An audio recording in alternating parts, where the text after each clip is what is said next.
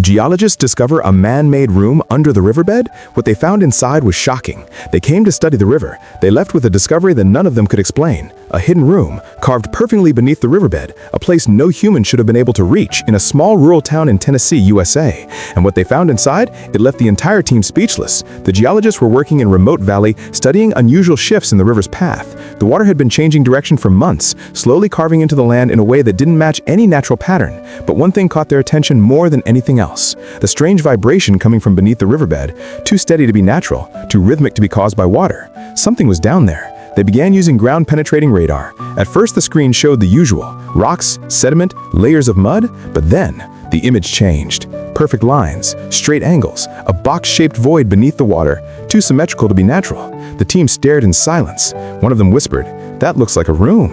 They drained a section of the river using temporary barriers. It took them hours, but eventually the riverbed dried enough for them to dig. At half a meter deep, they hit something solid. Not rock, not clay. Stone blocks, smooth, carved. The geologists exchanged uneasy looks. Who would build something under a river, and why? They uncovered what looked like a stone ceiling, perfectly flat, perfectly polished. In the center, they found a circular metal ring embedded in the stone. A handle. A door. But the stone felt cold to the touch, unnaturally cold even under the sun. They pulled. Nothing moved. They tried again. Still nothing. But on the third try, a faint crack echoed through the valley. The door was shifting.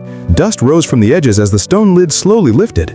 A deep, dark shaft appeared beneath it, a staircase carved into solid bedrock, descending into total darkness. The air that came out was colder than ice, like it hadn't been touched in centuries. One geologist whispered, This is ancient." But another pointed out something strange. The walls weren't worn by time, no erosion, no decay. It looked recently built, and yet impossibly old. They lowered a flashlight into the shaft. The beam disappeared downward, and then finally hit the bottom. It revealed a door. A perfectly rectangular man-made wooden door, preserved somehow, untouched by water or time. No one could understand it. A wooden door beneath a riverbed in a sealed stone chamber. Shadowy shapes moved behind it, or maybe it was just dust in the beam. But the tension became too much. They decided to go down, step by step, heartbeat by heartbeat. At the bottom, they pushed the door open. Inside was a single, silent room. At first, it looked empty, but then the flashlight hit the far wall, and the truth finally showed itself. The walls were covered in writing, not ancient carvings, but journals, pages, tacked one by one across the stone. Hundreds of them. Every page is dated, every page describing river levels, rainfall patterns, flood cycles. The dates stretched back 70 years, far longer than anyone in the region had been alive. In the center of the room stood a wooden table. On it, a notebook, still open, with a fresh page written just days ago. But no one had been living near the river. No footprints, no camps, no signs of life. Someone had been coming here in secret, recently. Then came the real shock. One geologist flipped through the notebook and found predictions for future floods, accurate down to the exact day. Events that hadn't happened yet. The writer knew the river better than any scientist ever had. The last line chilled them to the bone. The river will rise sooner than expected. If you're reading this, leave now.